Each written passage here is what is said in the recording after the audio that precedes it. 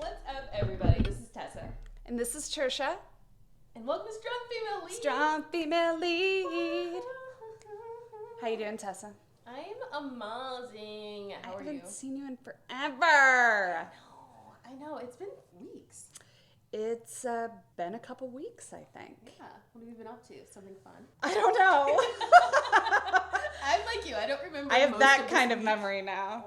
I don't know. I mean, I'm sure there was fun in there. My apologies if there was something I was supposed to remember that occurred during this couple weeks, like some large life event that I don't know of. But no, it's been good. I got over a little bit of a sickness. A spell. Oh, no, that's like fainting, right? A fainting spell. I've always wanted one of those little couches. Those couches? Oh. Because when you have the corset on too tight in your ribs and you can't breathe and you're just like, Mr. Darcy. Like a lot of that. It's called a settee. Oh. A name for it. Is it really? Yeah. I like it. I love how you know stuff like that. I like it. I think of them as those little, like, people put them on the base of their bed sometimes, like where a little chest or sometimes a settee. Like I imagine Mariah Carey is sitting on one right now. That's how I think of it. She probably just goes from room to room, collapsing from settee to settee. She has to. Speaking of Mariah Carey, we should do glitter. I love that movie. And it might be too close to my heart to do on the podcast, because if you guys don't agree with me that it's probably one of the greatest movies ever made, I might freak out. You're too close to it. Glitter, gotta say, I told you guys I wrote a movie review of Glitter in college for the school paper. I will pull that up and show you. It's gonna upset you so much because I didn't like it. Wow. So I put that it was a 98-minute music video or did something like that, which is amazing. What else do I want Mariah Carey to do? Sing, walk, maybe. Walk across the stage. Definitely a lot of sitting with her hair looking perfect. Do you remember her old, like, someday? Remember that? Mm-hmm. I love Mariah Carey. Love. What movie? I have like an irrational love for her. Like, it makes no sense. But how'd you feel about her breakdown? I loved it. You loved it? I loved it. Was it glamorous? glamorous? Didn't know what was happening at the time, but I was watching an episode of TRL because I knew she was going to be on it, and I am obsessed. Still, but... Are you talking about her New Year's Eve breakdown? Yeah, she had a breakdown. The original one right before Glitter. No. I wouldn't call what happened on New Year's Eve a breakdown. What was it? Just poor sound and you're outside in the cold singing. I mean, she got so much shit for that. I didn't even know about that. Fucking sing, and I felt terrible for her. I mean, I thought it was like a mental breakdown, like she had something that she was online all the time. That's the TRL one. I think she like spooked herself. She started singing shitty. The sound sucked, and it started to show. And she's human, but that sucked. And she's like, Mimi can sing. Yeah, she's like Mimi. almost 50. You don't lose that, by the way. It's not like she was faking it and it came out all of a sudden. No, exactly. She's been vanilling us for years. She has the best Christmas music. Well, okay, so Mariah aside, Mariah's not shoved aside in any way. She's going to be here, present in spirit.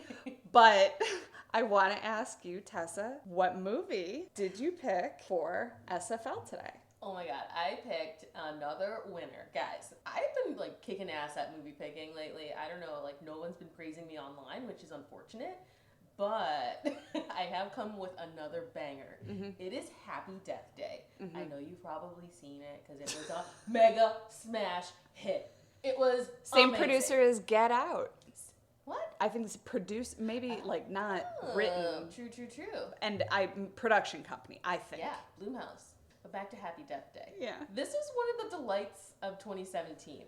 Well, actually, I didn't see this in 2017. I recently saw the second one, Happy Death Day 2 years. Because I was like, like when I don't want to go to work, I often call in and I just go see movies all day. So I often go to my favorite movie theater in Chicago. I have two favorites. I should start there.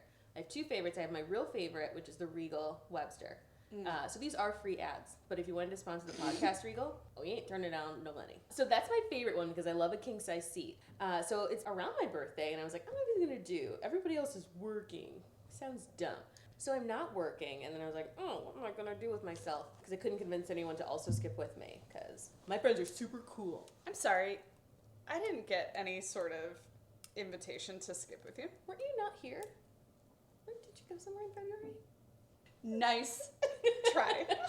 Go on with your story, Tessa. But I want to hear more. But next time, tell me when you're skipping. Are you talking about your birthday skip or just a regular skip? This was a pre-birth, so I had scheduled time off. And then I was like, I also don't want to come today. And I think that was the 13th. And I was like, what am I going to do? So luckily, Happy Death Day to You had just come out. And I was like, I could go see the Beale Street movie, but it seemed really sad. It was also very gray and very February. Mm-hmm. So I was like, let's not. And so I decided on Happy Death Day to You because it was like, it'll be quick. Wait, but had you already seen Happy Death Day? No. But I figure with like most movies like this and like in this like campy genre, it doesn't fucking matter. It doesn't matter. Like yeah, I don't think you weren't gonna be able to figure out what was going on. Exactly. And I was like, okay, well somehow she's not dead because the first one she's being, from what I could tell already, like she's being murdered, but she's not dead because there's a second movie. So So I saw Happy Death Day to You and frickin' loved it. And I was like, what happened in the first movie? They kind of flashed back, but I needed all the deets. And luckily, it was like right around the time where we picked movies, and I was like, Happy Death Day. I liked it. I had a good time watching it. I am sold with any sort of like time. Throw me some sort of time loop. I'm in it. Mm-hmm. And I don't like sci-fi, anything like that, but any sort of it's today again. Like it just gets me every time, no matter what it is. It could be a comedy, it could be a horror movie, it could be like Russian Doll, which we were talking about earlier. Anything where someone has to go through the same day over and over and figure out something, I'm like, cool. You want to know what movie I picked, Tessa? Yes. Even though you obviously already know because we've had to watch them. I picked Juno because I thought when I first saw it, I thought she was so badass. I thought her character was great. She was unapologetically herself. Her character handled a pretty difficult situation with a lot of humor and grace, and I love the shit out of this movie. I like Diablo Cody's sort of flawed characters, like in Young Adult with Charlize Theron. Although I don't know if I would pick that one, but that's why I picked it. Yeah, is she United States of Terra? Is that Diablo Cody? Ooh, maybe. Yeah, I love that show. So she might have. Did she write that? She might have. It has Brie Larson in it too. Mm-hmm. But yeah, that's why I picked it. I loved it. I mean, I loved Juno. It brought me back to high school. So yeah, I thought, well, because of our strong female lead definition that we came up with, top billing, character has their own agency, and they're impacted by the plot. Juno is the entire plot. And then I also thought Jennifer Garner. I loved Jennifer Garner's character. Was a strong female lead in it as well. Yeah. You know, she was a supporting character, but I don't know. I mean, she's definitely top billed, I think. Oh yeah, and then what's her name? And frankly, Allison Janney. Just killing it. Who played the stepmom. Now, I was wondering, I mean, would she be considered a lead in it? I don't know. No. But like honorable mention. But the way her one-liners, oh my God, when we get into the movie, she has the best fucking part of the script, I think. She just comes out, she doesn't talk a ton, and then she has these. And we're kind of meant to not like her. Yeah. Because she's the stepmom. But she's it's so heartwarming. The way the family all kind of rallies around her, the way her friend like doesn't judge her at all. Yeah. And Michael Cera, how he handles it. I was just like blown away by how good everyone was in the movie. Like pretty good people. Yeah. And then Jason Bateman, a little left to be desired. And Jason Bateman's haircut. Ooh. Bateman fail. But I have a little crush on him. What? Oh my God, Jason Bateman? Horrible. I thought. No, not his character. As a side note, like as a person, he's a horrible person. Didn't we? Is he? Off screen? Yeah. Is he? Yeah. Like on the set of Arrested Development, like. Oh, that interview. And like constantly like kind of making fun of Michael Cera for like kind of torturing him for a lot. Oh my God, Tessa, I've never heard any of that, and I don't think I want to. See, this is your Mariah Carey. I don't think I want to because I have feelings towards him sometimes. Like his micro expressions are so funny to me. I just can't. Fantastic. He's so like subtle. He basically plays himself, it seems like. Apparently not. It sounds like he's an asshole, so... Oh, yeah. Well, he's kind of an asshole in Arrested Development, so... Is he? I thought he was just kind of like... Met his family in Arrested Development? Well, just because you hold him up to, like, the worst people doesn't make him a good person. I thought he was sort of like the Jerry Seinfeld in Arrested Development, where, like, he wouldn't exist. His character wouldn't be anything except for the people around him. Yeah. So he's there to kind of, like, play the straight man. However, I forget, is that what it's called? Where his reactions are just always to what other people are doing. And it's very funny. He's almost like the voice of reason, but he's also incredibly unreasonable himself. He's very unreasonable. And he literally dates someone on that show who is mentally handicapped. I mean, like, he's also incredibly ridiculous. Like, he's just as bad as they all are, as the rest of them And are. Michael Cera and him, like, I forgot that, I knew they were both on Arrested Development, but when I watched this again, I was like, oh, funny. Now they're in this, and what was his name in Arrested Development? Was it Michael Bolton? George Michael. Couldn't remember that today. You mean the clarinetist? Is that the word? George Michael, it's not Michael Bolton. Oh my God.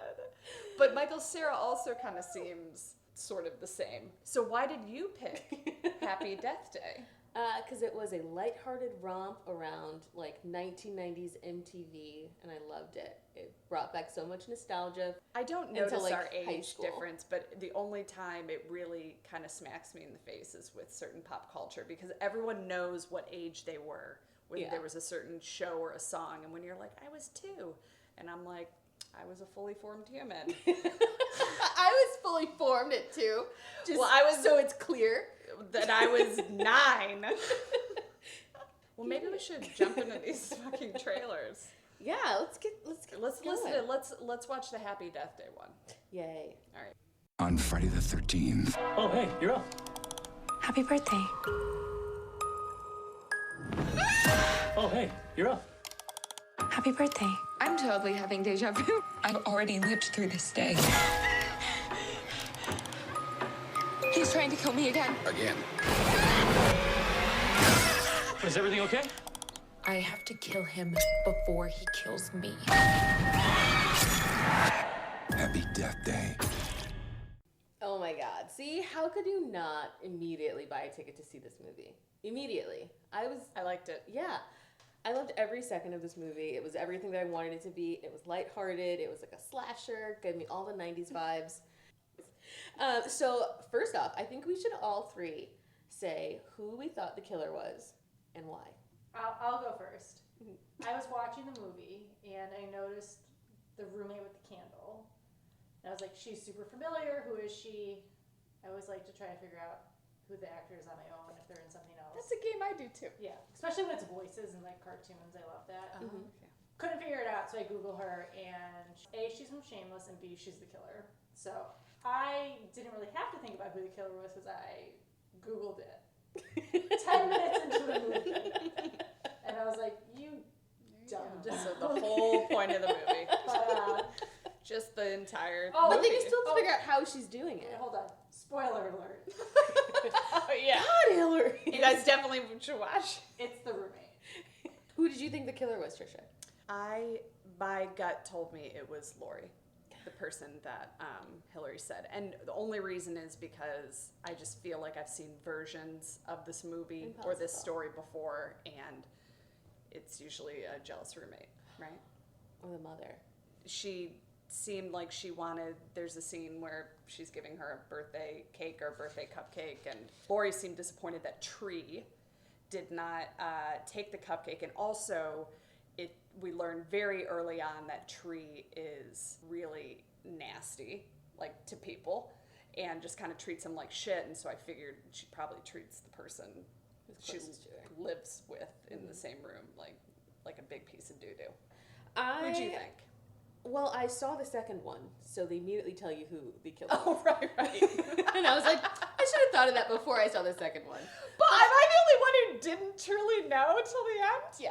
Oh, that's funny. I'm glad you got the real experience, though. Yeah, I loved it. But in the second movie, I won't give you any spoilers, though you should have seen it by now. It's been out for over a month. So, starting from the beginning of Happy Death So run Day. us through this very convoluted plot.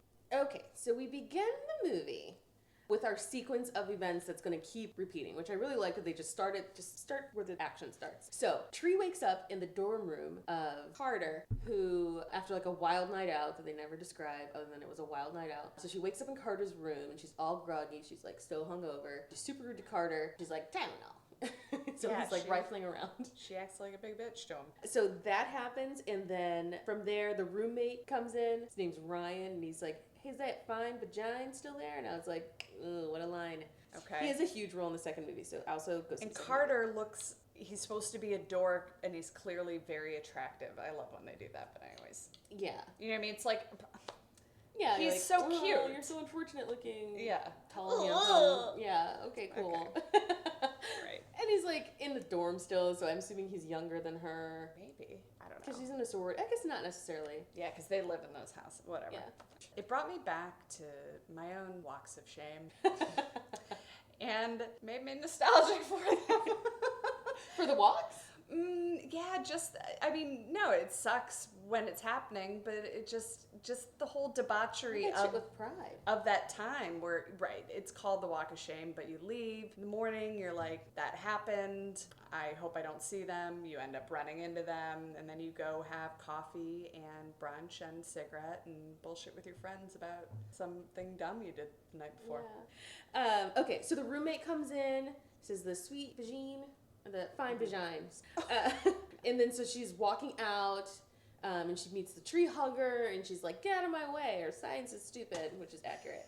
And then just like proceeds into this montage of her being the worst person ever. So next she sees sprinklers come on this couple. That first scene, I'm just like, you're an awful, just selfish, self-centered. Yeah. Yeah. But then again, I'm assuming she's like 21. Yeah, but I didn't treat every person who is in my way like a piece of shit. I mean, like without abandon. Or with abandon? What's the phrase? I mean, but she was like equal opportunity. I mean, she was just shitty. So she is walking, she sees the frat guy like fall over, and the car alarm goes off, and then she sees the guy that she'd gone on a date with. Hey Tree, you never called me. And then she says that line about like, you don't take your first date to Subway, you don't even have a foot long. And I was like, ooh, Tree, so early to be so mean. Really early to make fun of the guy's penis. Right? But we don't know. What time did she wake up? Maybe everyone did seem to be living, laughing, and loving for hours before she woke up. So maybe it was like the afternoon. I kind of think it was because by the time she makes it to her dorm room and she has that weird little conversation with Danielle, my personal favorite character. I love her. I was like, if I was a character in this movie, I would definitely be Danielle. She's just like very into the sorority. It seemed like it was a fun character to play. It's the cliche like head sorority sister who's just she berates that girl for drinking chocolate milk. Very into her eating disorder and very into everyone else's eating disorder as well. We're Kappas. We don't eat carbs. And I was like, oh god. So we make it past the obstacle that is Danielle, only to make it up to her room and we meet dun dun dun Lori. So Lori is Tree's roommate. And she's been, I don't know, upstairs creeping on her stuff, apparently. Because Tree comes into the room and she's like, finally home, blah, blah, blah. Just kind of like lightly shading her. And I was like, I see you, Lori. Yeah, and so Lori kind of fills her in on what she doesn't remember from the night before, that this was a wild party. She makes out with the guy that Danielle likes. Tree's like, oh my god, I'm late, I have to leave. She's gathering her stuff and has to leave, blah, blah, blah. She's late for class.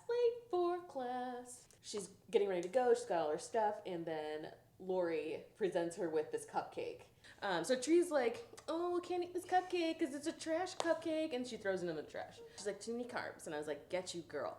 Tree is leaving to continue her tirade around town being the worst person ever. And I really love how detailed they went to make her not just a bad person, not just an inconsiderate person, but a complete trash monster. Because she leaves the sorority house and immediately goes, she's like, I have an appointment for my affair with my biology physics teacher.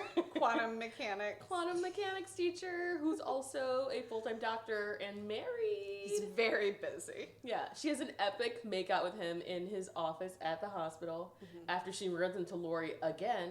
Dun, dun, dun. Right. And where Lori gives her the warning. In a horror movie, there's always a warning. Lori gives it, and it's usually the indicator of who the killer is. What was the warning? Lori, when she's in the elevator, tells Tria she's getting in. She's like, I know this is none of my business, but you doing this is probably only going to lead to bad things. I never thought about that, but they do. Yeah. So it's usually the killer that gives a little bit of a warning? Yeah. Or at least someone connected to the killer. Usually.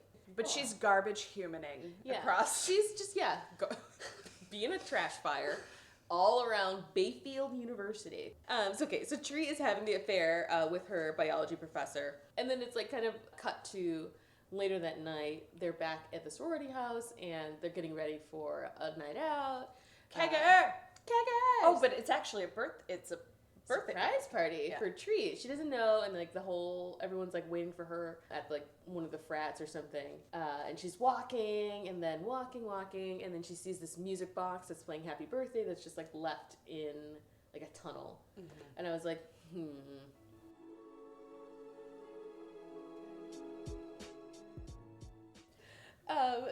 So that's Tree's first death. And then she comes back alive, and again, she repeats that pattern of, like, waking up in Carter's room, and it's just, like, groggy, my head hurts. But the first time she wakes up, she's like, that was a dream, that was all deja vu.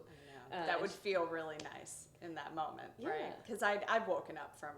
Murder dreams? Not from murder dreams, but from something that I wasn't sure if it was a dream or real life, and felt incredibly relieved that it wasn't real life. Oh. I've creeped myself out. Like, a couple times I've woken up laughing, and I was like, I don't think there's a scarier thing that could happen. What the fuck was happening? It's better than screaming. Is it? Night terrors? Have you ever heard of those? I think if I heard night laughter, I would be more scared than night terrors. I mean, night laughter seems a little, like... sinister. There's no way it's not. But it was coming from me, and I was like, no. Because you're the monster within. I don't know. Probably. Maybe you're Lori. Okay, so maybe we're both Lori. So she wakes up, and she goes at it again. Thinking everything's deja vu. But this time, she does it a little differently. She takes a different way to the sorority party and actually makes it. So she's there, she's with her friends. It's kind of a failed attempt at a surprise party because she opens the door and somebody is standing there in that, the baby mask. We didn't even talk about that. Well, the college's super scary mascot is a giant baby man. Yeah, that was just seemed like it had to be because they thought it would look creepy for a killer. Because that is just not a mascot. Nail on the head. Yeah. That was so disturbing. I don't like big cherub cheeks on something What was the sinister. slogan for the school? I don't know. My mind broke.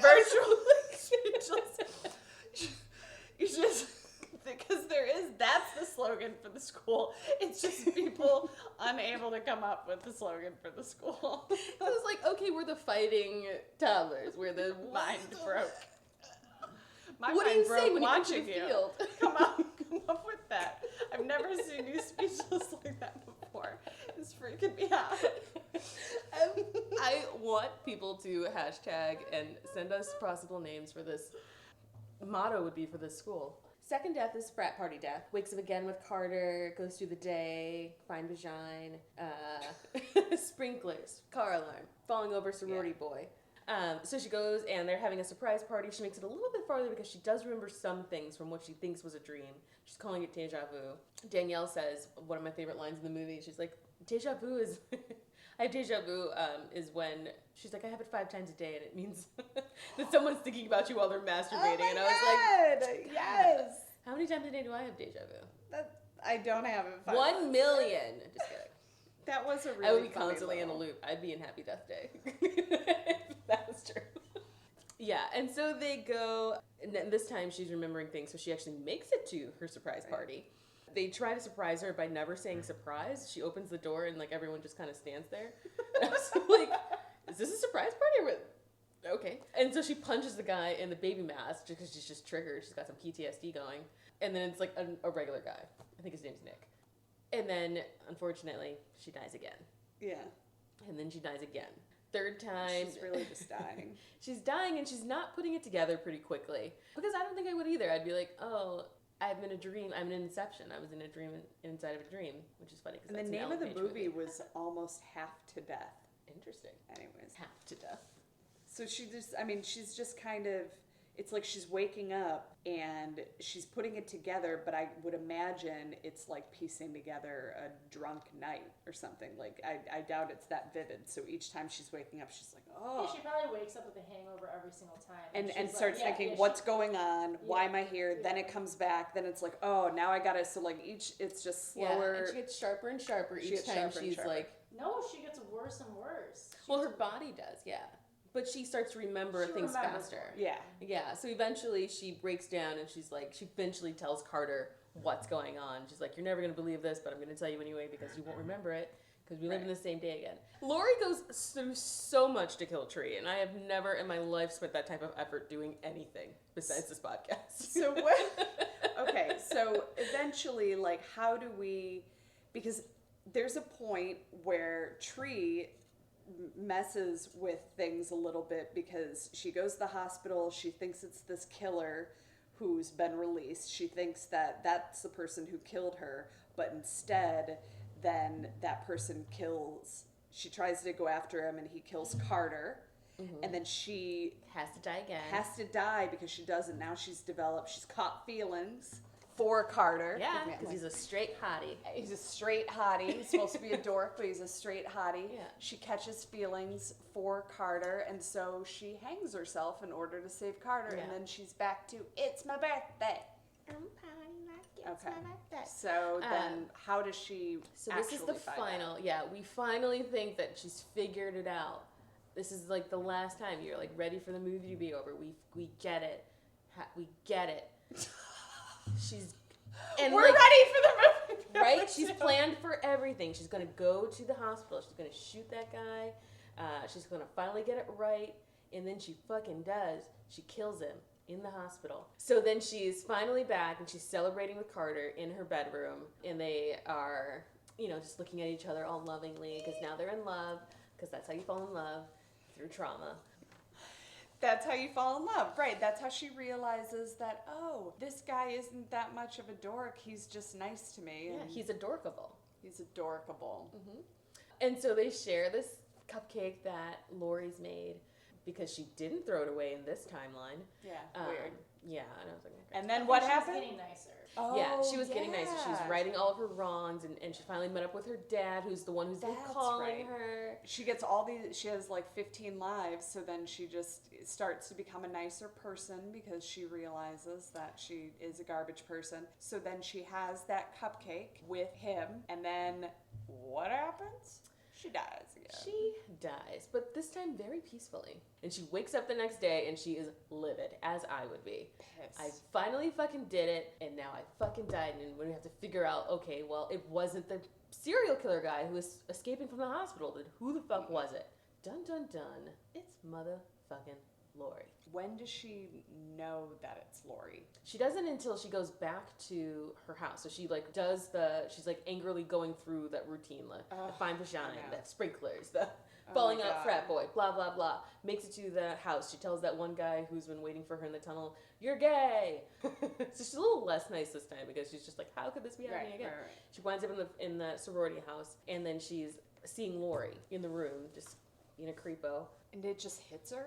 Yeah, she's kind of like rattling off, like, she's trying to make sense of it to herself, like what's going on in that day. And she's like, but I did everything right. I killed him. I did it.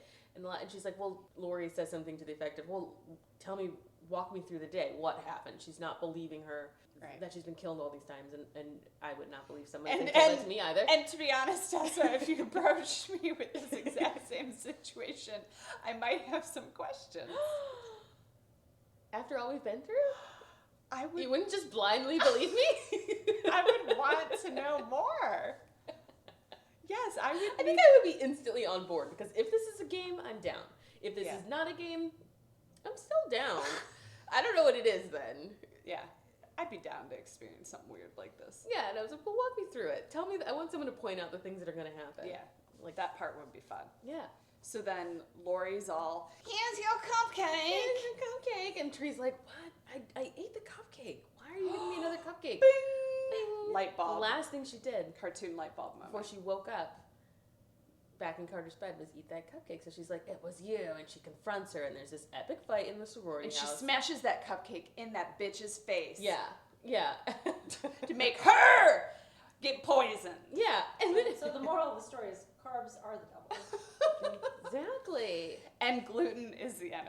enemy. Gluten is the enemy. So I'm trying to remember at the end, does she wake up again?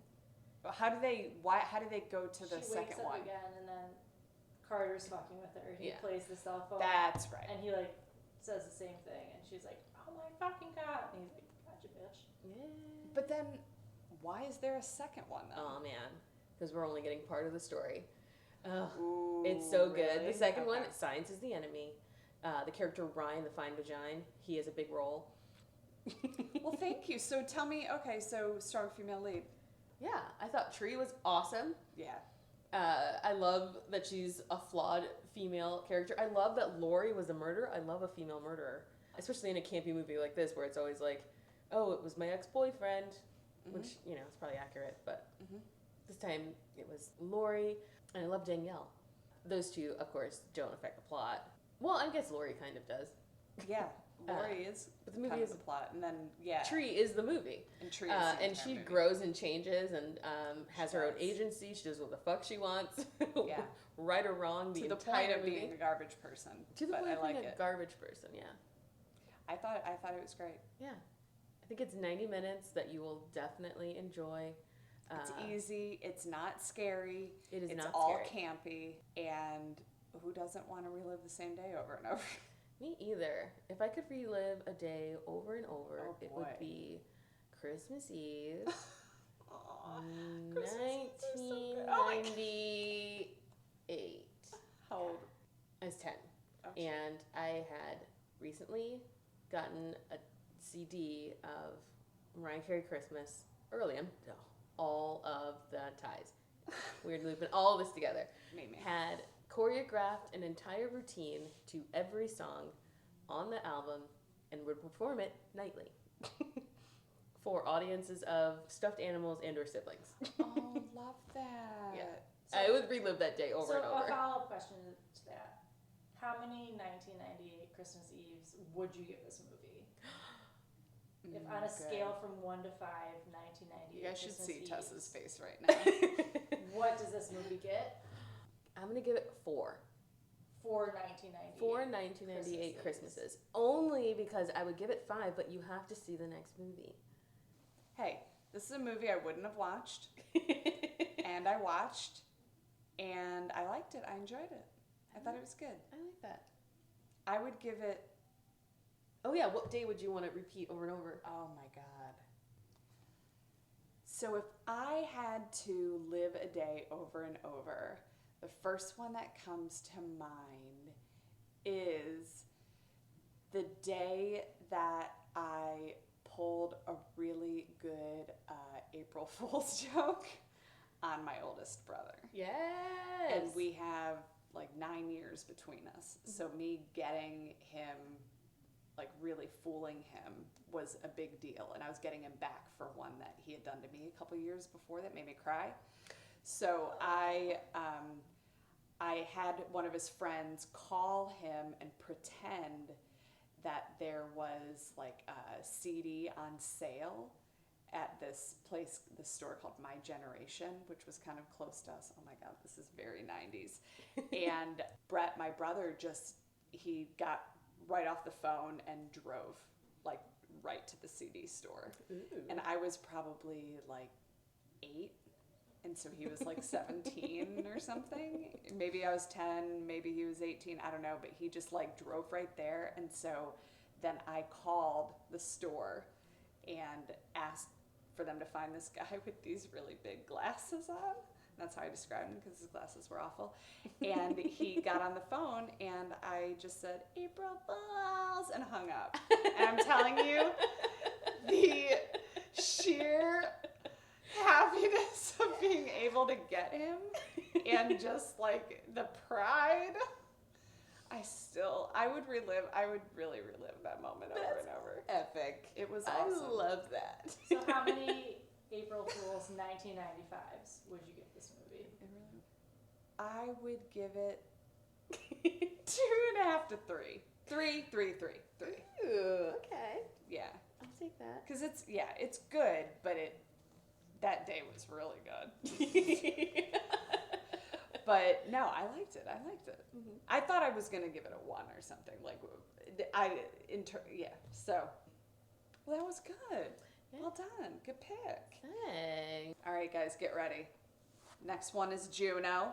We'll play a little clip of the trailer to remind you of this gem of a movie, what it was about.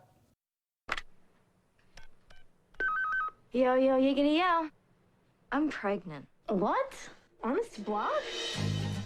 I've taken like 3 pregnancy tests and I am for shiz up the spout. How did you even generate enough pee for 3 pregnancy tests? I'm telling you I'm pregnant and you're acting shockingly cavalier. Is this for real? Yes. Forget Tyler. That ain't no Etch-a-Sketch. This is one doodle that can't be undid, Holmes Gillett. I think it's best to just tell him. I'm pregnant. Who is the father? Polly Bleecker? I didn't think he had it in him. I know, right? Wow, your shorts are like especially gold today. My mom uses color-safe bleach. Go Carol.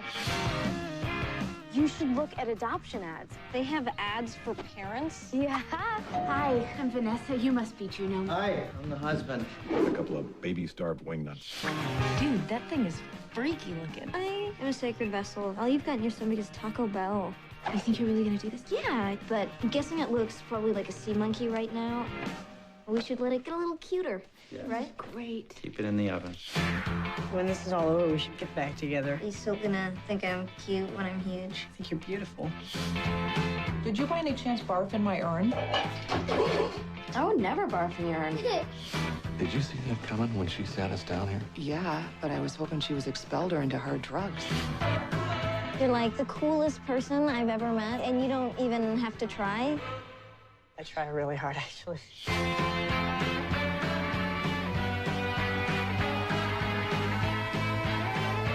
You love him. Hey, you know, you could go into early labor sucking face like that. Short synopsis first. The story's about Juno McGuff, played by Ellen Page. She's 16 years old, and it takes place over the course of a pregnancy, or 4 seasons, right? And so the lead character, Juno, finds out that she's pregnant and that the dad is her best friend, Polly Bleecker, played by a magnificent Michael Cera. And while she's she makes the decision to have an abortion, and while she's in the abortion clinic, she decides that she wants to give the baby up for adoption. And she finds a nice little yuppie couple, and so the story follows the process of the pregnancy and the adoption, as well as like the development of her relationships with Polly Bleecker and her family and the adoptive couple. So that's kind of like long story short. So it starts in autumn, and she finds out that she's pregnant, and she's like sucking down these Sunny D's, and just right out of the container, which I fucking love. And then she goes to the pharmacy and she takes 3 separate pregnancy tests. And it kind of like is the accurate number of pregnancy tests to take. She needs to make sure. You can't trust the one. She needs Science to make is the enemy. I think we've covered that in the first movie. Yeah. Science is the enemy. Yeah. And she finds out that she's pregnant. She seems to know it by the time she's taking the 3rd one. But it starts, so she's at a yard sale, and the first line is, "It started with a chair." And then I just say that because that kind of comes up later. But I'm not really sure why. But it just does, because they had sex in the chair. Yeah. That's kind of just where it starts. I love this movie. It reminds me of high school. It brings back nostalgia. I'm trying to think, like, were there a lot of pregnant girls in high school? But yeah, so Juno, she kind of like, it's very cute in the beginning because she tells her best friend about what's going on, and then they talk about it, and they have just the one-liners in this movie. I'm just like she calls her best friend to tell her she's pregnant, and her friend Leah's like, honest to blog, probably just a food baby. It's just starting out so fucking good. And then she says she's gonna go to Women Now because they help women now, and it's just like, it's constant. There's no non-quip. But even like, I felt like Allison Janney, the She had stepmom, some had good some. lines. She had some real good lines, but I felt like they were like needed. Like I feel like she is old enough to have said like lived Right. like come to this on her own, which I felt like Juno was like at some moment, you've got to let the quips go and just like be 16. Well, so she goes to see, so she tells her best friend, and then she goes and tells Polly, who's her other best friend. He walks out and she's sitting outside on a chair on his lawn with a pipe, which is kind of hilarious, and just basically blurts out that she's pregnant. And the exchange is so good because he's like, well, that typically leads to an infant. And then he's like, you're pregnant like our moms and teachers. And they just keep saying that over and over. That's so funny because when you're that age, your moms and teachers are like a totally different breed. Yeah, I remember thinking like 30 would be the end of me. Now I'm past that. Thanks for asking and wishing me a happy birthday. So she tells him she's pregnant, and where do we go from there? Okay, so she decides that she's going to go to the clinic and have the abortion. But then a bobo. We must put a happy spin on the death of an unborn pile of cells. On the termination of a pile of cells. So before she goes to the clinic to get rid of the pile of cells with fingernails, we are introduced to her parents. And so we have a little dinner scene, and the dad, Mac McDuff, and her stepmom, Brenda McDuff, and the sister, who seems like she's a little bit more just like a piece of furniture. Yeah. Liberty Bell. Yeah. Yeah, so we learn her family history. She comes from, quote unquote, broken home. But apparently her mom lives on a reservation in Arizona, doesn't have any real contact with them, has 3, quote unquote, replacement kids with her husband over there. And so she goes to the clinic. This is kind of a great scene because she sees a student from high school, Suchin, who is protesting, who's a pro-life protester. So polite. And she is so cute. And she has a sign. She's saying, all babies want to get born. And she's like, oh, hi, Juno. So she, so Suchin, other than being just super cute, I really wish the protesters were like her because that would have been adorable. They were not. It was not like that. It was not sweet and adorable. Was it more like... It was a little more hostile. Oh, okay. But Suchin did kind of change the course of this movie. I don't think she can be a strong female lead. So she was doing the Lord's work, is what you're saying? But she did yell, baby's got fingernails. And that seemed to stick with Juno more than anything else because it made, and I do actually understand that because that is the thing that everyone looks at when you see a newborn. You're like, and their nails are so small. But it's like human. Tumors have fingernails, so that's where my mind would have went. Yeah. And teeth. Can't do that. So she has some misophonia moment in Planned Parenthood with all the sounds, and she freaks out, and people just like tapping their nails, et cetera, and stuff. And then she freaks out and decides she is going to give the baby up for adoption. Well, okay. Can we talk about Allison Janney?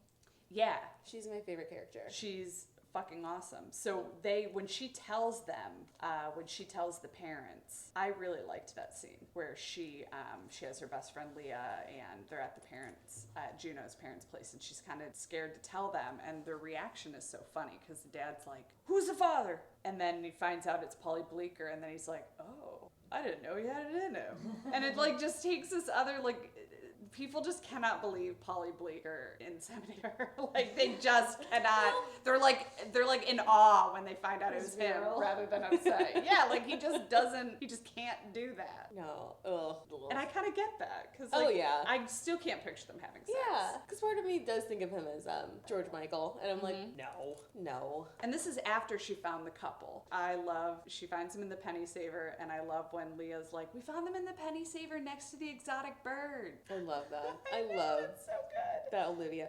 This is the part where I'm like, I think there's 2 iconic lines from Juno that just like have carried through I didn't know what type of girl I was. I was like, oh, damn. I know. Yeah. When the dad's like, I thought you were a girl who knows when to say when. And I was like, oh. You know what though? That sounds like my dad.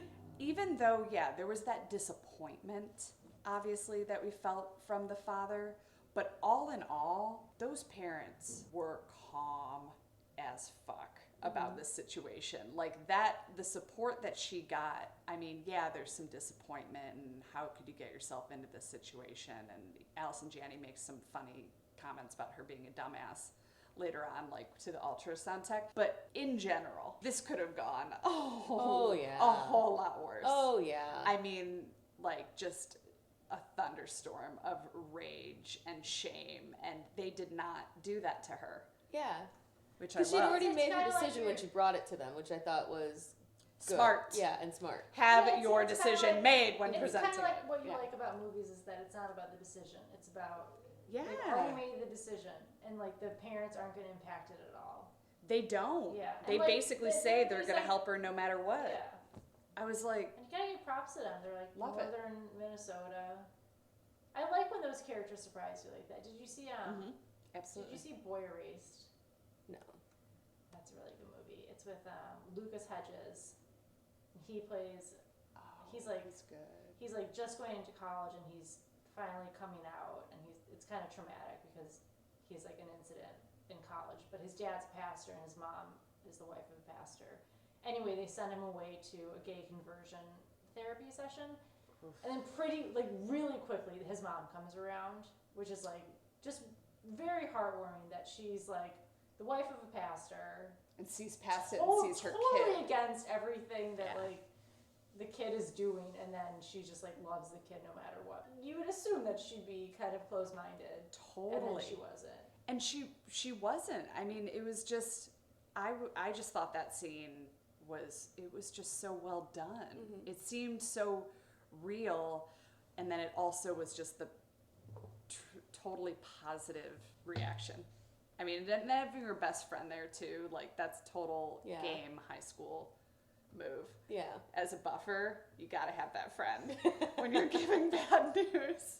But for me, I just had a sister who had done something slightly worse. Ooh. You were the bad sister? No, I was the angel. I love that. You sure? Oh yeah. You were the angel sister? Oh yeah. Compared to my other sisters, heathens. The Angel womb mate? Your roommates? My roommates were terrors. Oh my God. Before we go to them meeting the adoptive couple, there's a scene before Juno tells her parents with Holly, and he is looking, it needs to be said. He's presumably sniffing her underwear. Who knows? He's got her underwear from the night in question. He's holding on to it, and he is staring longingly at a picture in the yearbook of her, and there's a little signature and a little note that she writes in it, and it says, "Hey Bleak, spank off to this with motion lotion. Just kidding, sort of. Your best friend Juno." So this is, obviously they have some best friend sort of flirtation thing going on for a while, and it was very cute, and his mom knocked on the door and said that Juno called, and she obviously thinks Juno is a bad influence on him, and she's like, you know how I feel about her, and then Bleak's like, or she's like, she's just different, and then Bleak's like, I know. And like, it's just 2 words, but like, you can tell that's why he loves her, because she's different. It's so sweet, but then we see the underwear, and we're like, okay. Yeah, I mean, but also probably very accurate. Right? I don't know if he's sniffing them or what he's doing with them. It's uncomfortable. We're gonna hope that he's just sniffing them. But maybe he's using that motion lotion. But either way, so we are now going to meet Vanessa and Mark. Vanessa and Mark. Loring. My God. Almost called her Jen Affleck. Ooh. Jennifer Garner, who is her own woman, plays so many women who cannot have children. It is shocking. Yes. I was like, or maybe I've just seen her in a lot of movies where she can't have children, or something's wrong with the children in Jennifer Garner. And she's the mom, and she... Yeah, and I was like, what happened to Electra? Go back to being Electra. Oh, she's a badass woman. Right. I digress. She is unnaturally beautiful. Yeah. Like, I've always thought she was pretty, but in this movie especially, I was like, have I not seen you before? The angles on your face are cutting me through the television, and your dimples, and I'm just like, you're beautiful. Yeah. Beautiful. I thought she looked fantastic, especially when they were trying to like downplay how beautiful she actually is, and I was like, or making her look more plain. Oh my God, like throw a collar shirt on her and a sweater, and it's like, she's stunning. You can't make her not stunning. Yeah. Jason Bateman would be very lucky to even, right? Oof. He looked terrible. That hair was not working. Was it dyed darker? What was that? I was like, it seemed very unnecessary, but I was like, was he wearing a hairpiece? Maybe. Just really that little thing in the back. Yeah. It seemed... that's like his signature hair for a while there. Was it? God, then maybe it's just more outdated. Maybe I didn't notice it before. Maybe, yeah. You know what I mean? 2007, I mean, it was over 10 years ago. I think they gave him extensions, because like, wasn't he also shooting Arrested Development at the same time? I think that maybe that's what it was. That's why it looks weird. Yeah, there's no reason to do that, though. No, it just looked like he hadn't cut it. None at all. It didn't add anything. Cool guy who's into records. How are we going to portray this? We'll give him extensions. We'll make it look that he isn't brushing his hair. That's how we'll make people understand he's cool. So we realize that they are rich. And they obviously have a different lifestyle than the McDuffs. And so they meet each other, and they have this attorney, Gerda Ross, and Juno's extremely awkward to her and kind of like makes a German accent. It's just very bad. And there is this like great, this is why I love Jason Bateman, is the exchange between him and Juno. Jason Bateman's so good at those little like moments where they're just funny. They're very small and subtle, and it's just like a look or a nod or something. And it's when she introduces herself, or no, when Mac McDuff, her dad, says, "This is Juno," and he's like, "Oh, like the city in Alaska," and she's just like, "No," and like doesn't give him the time of day. And just his response to it is so funny. I don't know why. It makes me laugh out loud. I can't make it happen, but it's I guess it's just dry humor. But he doesn't. It's all in his face though, or he does like a Yeah, like, he's so natural. It doesn't come off. It's just he's one of those people who I do like lose Jason Bateman and he becomes Mark. Yeah. I didn't really think of him as Jason Bateman. I was like even struggling to remember his name at some point. So I was like, this douchebag. I was like, I immediately hated him. It might have been the hair. He did do a really good job with this role. Yeah, but I think he does that from role to role. I think he's a very good actor. Might not be a great person, It's kind of allegedly. the same in his roles, I think, but they're so subtle that it's like I could see someone interacting like that. Mm-hmm. He doesn't overact at all. I believe I could be having that conversation with him or see it. Yeah. So moving on. So Juno and Mark, it's the perfect time to move on. So Juno and Mark bond over music. So she's upstairs and then Mark comes upstairs, and it's unclear why he goes upstairs. He makes up some excuse, but then they realize that they both like music, and he's got a little closet that he's allowed to put all the shit in, and it's a man cave. That's what it is. I don't know what the huge deal was. Juno made a little comment, like, "Oh, you're allowed to put your stuff in the room," and I get it, like he's not spread out everywhere, but like we're not seeing the context of this, and that's the weird thing about him and Juno is like we see the light part of them bonding over the things that they both like, and it makes Jennifer Garner's character look shitty, but we do come to learn that he's shitty. So there's a reason why there's like this power struggle, and it's severely cold at their place because they don't really seem that into each other as a couple. Cut to the ultrasound scene. Amazing. Amazing. Bleak asks if he can go. Juno turns him down. So this ultrasound tech is given some judgment eyes all over that scene. I was like, she's a featured background artist. She bumped her way up. She got a speaking role. And she's doing really well with it, though. I believed that she was not into this pregnancy. Not at all. I was like, okay. And I was sort of like, not your place. No one asked you. I'm sure you're giving ultrasounds to people all damn day. You haven't seen a teen mom in there yet? Like, what are you talking about? Exactly. I was just kind of like... It is still 2007. Teen mom was out. I didn't buy the fact that someone would just be that openly, like, ugh, about it. Right? Like, no sense of professionalism, It's your fucking job. So then Bren gives some toot, and this is when at least I knew I loved her. So basically, they say have some sort of exchange, her and the ultrasound technician, about Juno giving the baby up for adoption. And the ultrasound tech is like, oh, thank God, or something ridiculous. And then Bren says, you know, about the adoptive parents, they could be utterly negligent. Maybe they'll do a far shittier job at raising a kid than my dumbass stepdaughter ever would. And I was like, oh my God, that's so good. It's good. You don't know. I mean, but you don't. Oh, you don't know. I know. She's totally right. But I love it. There was like a slight shade at Juno just because she is kind of pissed that Juno got herself in this situation. But it's still like, but I will beat your ass. Exactly. Still, yeah. Okay, so then there's a scene at the mall. Leah and Juno run into Vanessa there. Leah makes a joke about Vanessa being gay, and they just see how she is with a child that she's running around after. I don't know whose child that is. Doesn't really matter. Yeah, just random kid. And then she's then she kind of feels for a heartbeat, and it's really sweet, and we just know.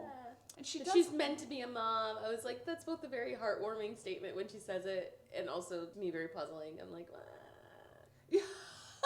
puzzling for you? Yeah. Yeah. No, I get that. Because I don't, when she's like, do you know when you're just meant to be something? And it's like, I do want kids, or at least a kid. And I still don't have that meant to be feeling. Yeah. I've never had that about anything, about actually. what that is. Like, So, real weird scene with Mark and Juno, slow dancing, awkward, looks like he wants something going on. He admits to her that he's going to leave Vanessa, and he doesn't want a kid.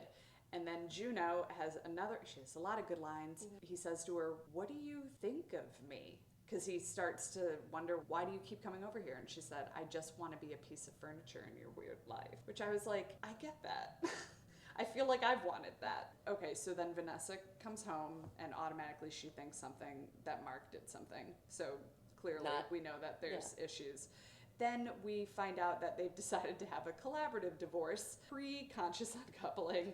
So then Juno cries, she drives away, but she comes back and she leaves a note for Vanessa on the stoop. That's important later. And then she goes home, and she talks with her dad and seems sad and jaded about love and life. And through the conversation and his sweet words about Bren and their relationship, she realizes she's in love with Bleecker, which we've known all along. So she goes and finds him and tells him she's in love with him, and they make out in front of everyone. It's super fucking adorable. Sick, yeah. So I didn't even talk about the seasons, but now we're back at, I believe we're at the summer. Yeah, when they're like boyfriend. Yeah. So she goes into labor and she has the baby. Oh yeah. Forgot about that. This baby does come out of her body.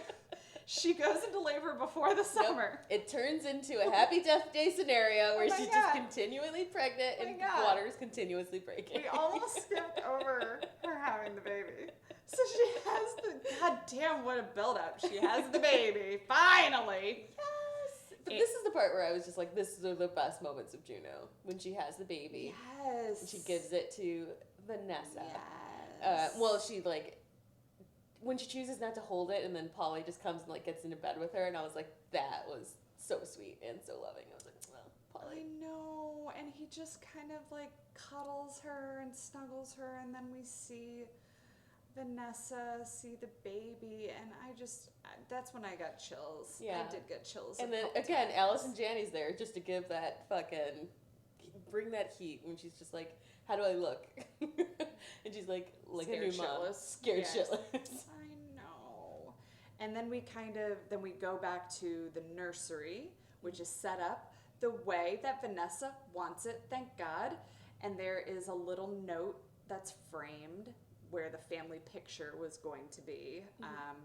And it says, Vanessa, if you're still in, I'm still in, Juno.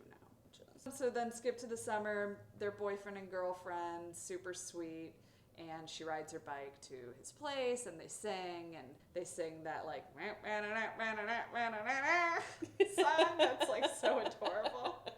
I do. I love that song. It was stuck in my head for days now. It's so cute. Bars, this movie was super dense. And I think I did, like, we did cover a ton, but it was that fucking dense. I forgot how much was in it. I thought it was simple. And I think it's because I'm, like, watching it as an adult now versus watching it as a teen when it came out. Because I was like, this is just for me at that point, it was like, oh, lighthearted with, like, a couple pieces of, like, darkness. Yeah. I mean, she talked pretty much how I talk. Really? Just, like, way more wittier. Like, I mean, if I had a speechwriter, then I'd be Juno. I did not have her vocabulary. But, like, I still don't.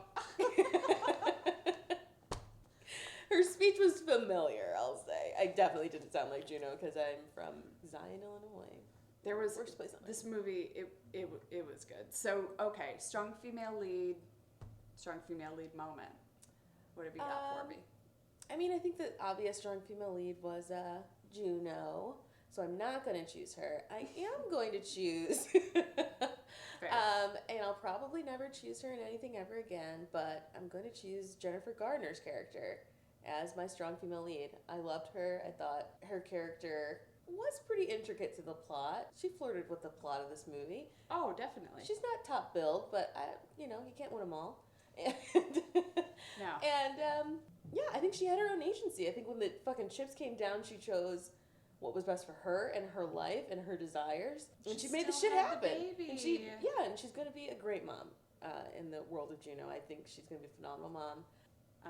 I like that. I thought Jennifer Garner's character was strong. I'm gonna say Juno because we got it. But I mean, because the plot is about her. She's the lead. She's impacted by the plot line. She has her own agency. And it was very obvious she clearly goes against the tide. And they showed it physically in scenes multiple times with her walking through groups of people. Mm-hmm. And they just did it over and over, like her walking through the guys running track. They're going the opposite way. Her walking through the kids at school, them going the opposite way. She'd do it like pregnant. Well, she was pregnant the whole time, but like showing, not showing. And I just thought, I mean, that was like a heavy hit me on the head metaphor that I was like, okay, we get it. And I thought it was beautiful though, that she was just kind of going, go my own way, you know? I like how many song breaks there are in this episode. She's getting all Stevie Nicks on that shit. And, oh God, let's see. I thought she was true to herself throughout the whole movie. I thought her decision ultimately, and now when you said it, Hilary, she did act truly like a mother. I think her best SFL moment was coming back, feeling super emotional after having that weird situation with Mark, but knowing and having like enough, just following her gut and coming back and letting Vanessa know that with that letter that she was going to still help her. I thought that's probably the best strong female moment to me now that I think about it. And Bren, not top billed, but damn. God, she really nailed it. And the best friend too. See, I didn't think she pulled away. I thought it was just like I was like, she may have just like time. Not have as many scenes together also. Yeah. But I thought like, okay. Maybe she just wasn't blessed with as many scenes. Yeah. But I was like, she definitely dropped out of the movie for a little bit. And I was like, oh. But she always she never seemed embarrassed by Juno. And it seemed like she was like the really popular. And then she had this friend who's kind of like a little bit of the freak. Yeah. Like they probably grew up together and then like one gets popular and one is Juno. Yeah. And Juno's so cute. And yeah, it was just guys, I loved it. How would you rate the movie? How many fingernails? Up to you. Guys, I would rate this 10 out of 10 fingernails. I love it. It was a tough watch to analyze. It was a lot heavier than I thought and a lot more dense. Yeah, I don't know why I remember so it wasn't as light. I know, I remember it being lighter too, but like 10 out of 10. You guys don't need to analyze it how we did, so you can probably enjoy it a little bit more. I'm going to go with the fingernail scale, and I think I'm going to give it... I just did 10 out of 10 because we have 10 fingernails. Just wanted to explain the obvious. I know we've been doing out of 5 lately, but you can do whatever you want. No, it's the same percentage. It is the same percentage. I think I'm gonna give it 8 out of 10. Only because I think my first viewing was the better viewing of it. When I originally saw it, I was just like, Juno's a badass. Whereas right now, I'm just like, oh god, there was so much more going on. I know. There's so much more reality happening than me just literally following Juno's story, like really getting into the side characters and like exploring Mark a little bit more and exploring Vanessa a little bit more. And I was like in my now relating to those when I two saw more. this, and I still don't remember it being this heavy, and I don't remember relating to Bren's comments. Yeah. No, I was like, shut up, Bren. Like, stepmom! Be quiet. Now I'm like, she is a fucking badass. She knew everything. This is truly what happens. We're old, and we start relating to the older people in movies. Like, that's what's happening. Exactly. It's and crazy. so that's the only reason. Like, I think, like, 18-year-old me, when I originally saw it, would have given this a 10 out of 10. Yeah. Now I'm only giving it 8 out of 10, which is not, it's still a fantastic movie that everyone should see, hopefully has already seen. Thanks for listening, guys, and find us at Strong Female Pod on Instagram. Yes, and also tweet at us. Get at us. We're at SFL_Chicago on Twitter. And you can find us on Facebook if you just look up Strong Female Lead. Thanks for listening. Yay, bye. Bye.